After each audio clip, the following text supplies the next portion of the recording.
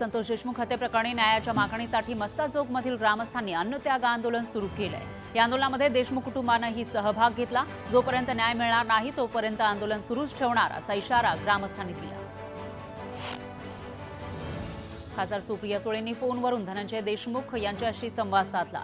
सगळ्यांनी तब्येतीची काळजी घ्या, लढाई मोठी आहे, वैभवीची 12वीची परीक्षाही सुरू आहे अशी काळजी सुळेंनी व्यक्त केली। तर रोज बोलत राहील अशी ग्वाही सुद्धा त्यांनी दिली।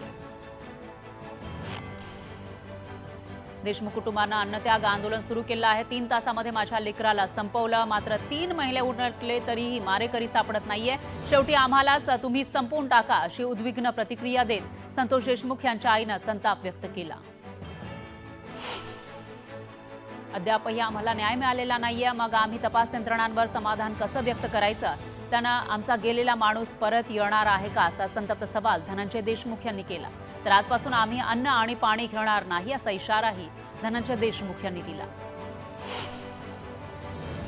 आवाज उठवला तरच वडिलांच्या हत्या प्रकरणाकडे लक्ष दिलं जातं अशी खंत वैभवी देशमुखनं बोलून दाखवली।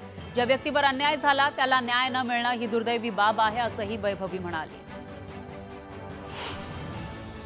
न्याय मिळवण्यासाठी एवढा वेळ लागतोच कसा असा संतप्त सवाल संतोष देशमुख यांच्या पत्नी अश्विनी देशमुख यांनी विचारला। आमच्या मागण्या पूर्ण होणार नाही तोपर्यंत आम्ही अन्नत्याग आंदोलन सुरूच ठेवणार असा इशाराही त्यांनी दिला।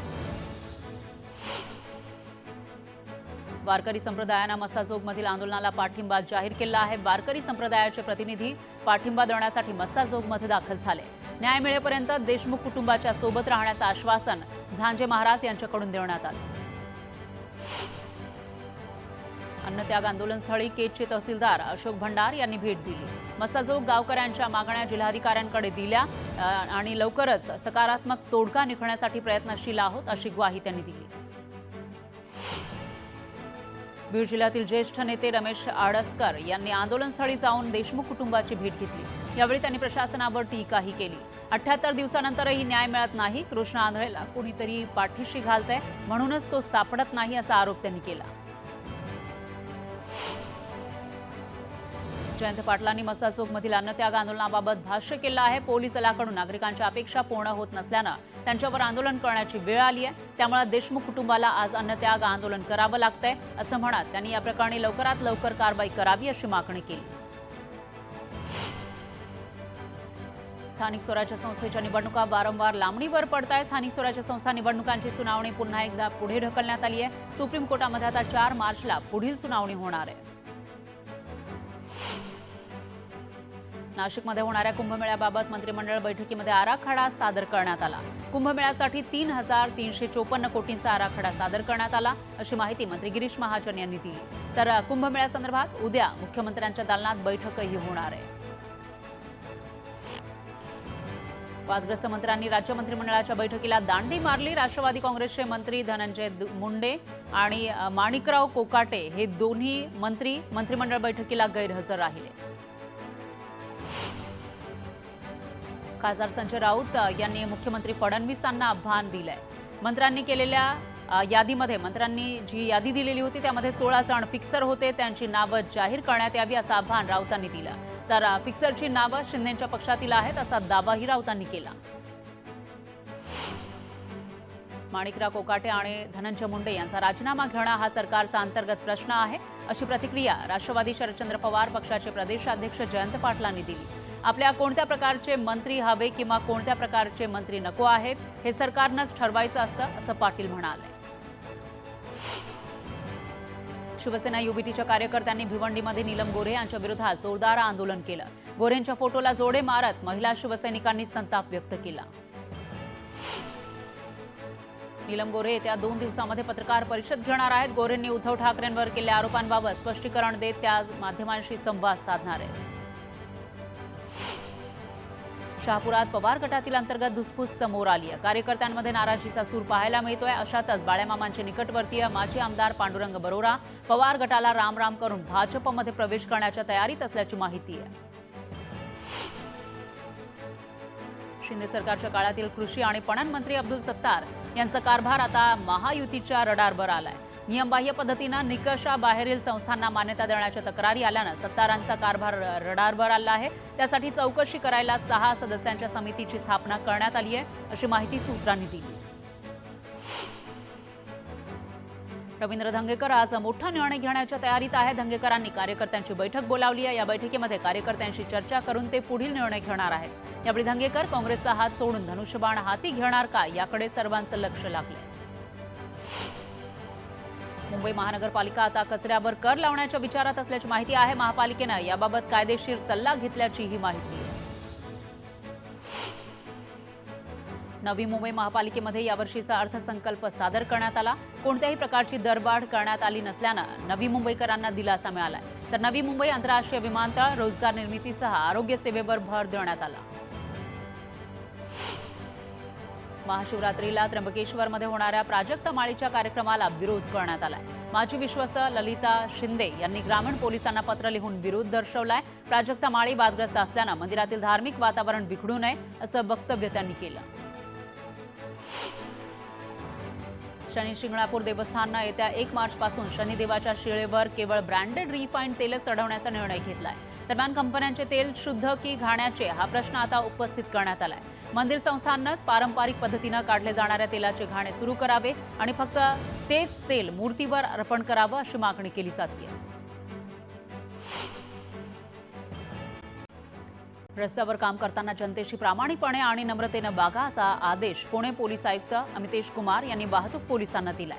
पुण्यात पुणे वाहतूक पोलीस अकादमी संकल्पना सुरू करण्यात आली। यामध्ये विविध तज्ज्ञांकडून पोलिसांना प्रशिक्षण देण्यात आलं।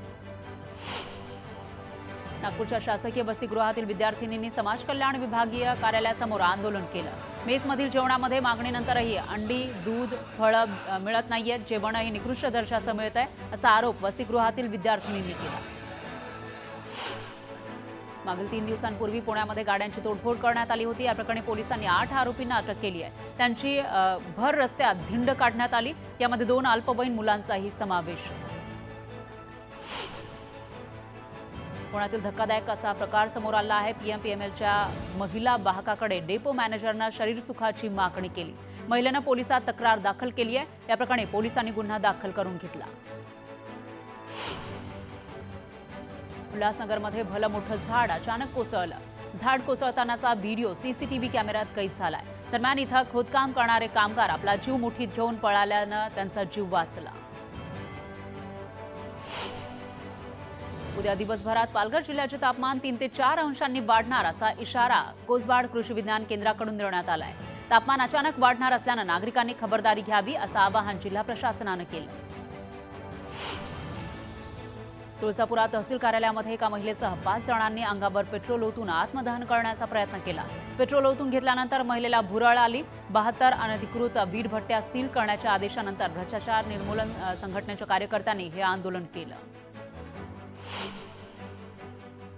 किनगाव इथल्या 10वीच्या परीक्षा केंद्रावर मराठीचा पेपर सुरू असताना विद्यार्थ्यांना कॉपी पुरवण्यात आल्या। या कॉपी चक्क मुख्याध्यापिका आणि शिक्षकांनी तयार करून दिल्याची घटना समोर आली आहे। त्यानंतर शिक्षण विभागानं कारवाई केली। या प्रकरणी पोलिसांनी तिघांविरोधात गुन्हा दाखल केलाय। राज्याच्या प्राथमिक शाळांमधील सुधारित शिक्षक संच धोरणाला शिक्षक संघटनांनी विरोध केलाय। या धोरणाच्या माध्यमातून कमी पटसंख्येच्या शाळा बंद करण्याचा घाट सरकारनं घातल्याचा आरोप होतोय। तर हे नवीन धोरण रद्द करत सर्व शिक्षक संघटनांशी विचारविनिमय करूनच धोरण ठरवावे अशी मागणी संघटनांनी केली। धाराशिव जिल्ह्यामध्ये बर्ड फ्लूचा शिरकाव झाला आहे। ढोकी पोलीस स्टेशनच्या आवारात 6 कावळे मृतावस्थेत आढळले। तर पशुसंवर्धन विभागानं घटनास्थळी पाहणी करत 16 कावळ्यांचे नमुने भोपाळ आणि पुण्यात पाठवले। येवला शहर परिसरात मोकाट जनावरांनी उच्छाद मांडलेला आहे। मुख्य बाजारपेठेमध्ये भर रस्त्यात 2 नंदुरबारमध्ये गुलाब मराठे नामक व्यक्तीनं आत्मदहनाचा प्रयत्न केला। मराठा समाजाला आरक्षण मिळत नसल्यानं शासनाचा निषेध करण्यासाठी त्यांनी आत्मदहन करण्याचा प्रयत्न केला। तर पोलिसांनी हातातील पेट्रोलची बाटली हिसकावून घेतल्यानं मोठा अनर्थ टळला। रायगडच्या खालापूरमध्ये 3 लेडीज डान्स बारवर रायगड पोलिसांनी छापा टाकला। या कारवाईत 32 बारबालांसह 40 आरोपींना ताब्यात घेण्यात आलं। चिपळूणमध्ये सह्याद्री शिक्षण संस्थेच्या टर्फ क्रिकेट ग्राउंडचे उद्घाटन करण्यात आलं आहे। क्रिकेटर व्यंकटेश अय्यर आणि रिंकू सिंग यांनी या सोहळ्याला हजेरी लावली। यावेळी दोन्ही क्रिकेटपटूंचं जोरदार स्वागत करण्यात आलं। तर कार्यक्रमानंतर दोघांनीही मैदानावर जोरदार फटकेबाजी केली। बच्चू कडू आपल्या शेकडो कार्यकर्त्यांसह आज छावा सिनेमा बघणार आहेत। यावेळी चांदूर बाजार ते अमरावती अशी 35 किलोमीटरची बाईक रॅली कडूंनी काढली, तर स्वतः कडूंनी बुलेट चालवत बाईक रॅलीमध्ये सहभाग घेतला। भाजप नेते सुधीर मुनगंटीवार यांनी चंद्रपुरात भाजप कार्यकर्त्यांसह छावा सिनेमा बघितला।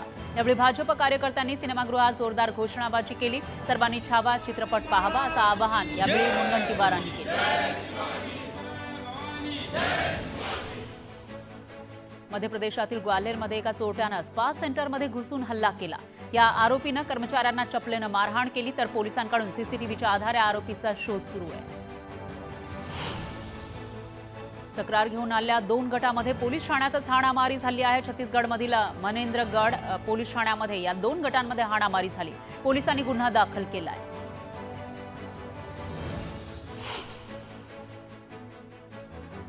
यानंतर एक नजर टाकूया टॉप 18 बातम्यांवर। टॉप 18 प्रायोजक डिफेन्स करिअर अकॅडमी। युवक युवतींनो, भारतीय सैन्यात घडवा अभिमानास्पद करिअर।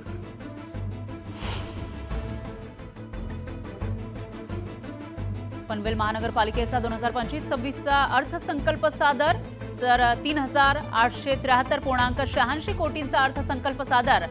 लिव्हेबल सिटीसाठी विविध प्रकल्पांचा समावेश। काश्मीरामधील हायवेलगत असलेल्या ऑर्केस्ट्रा बारवर महापालिकेची कारवाई। नियमांचं उल्लंघन करून व्यवसाय सुरू असल्याची तक्रार।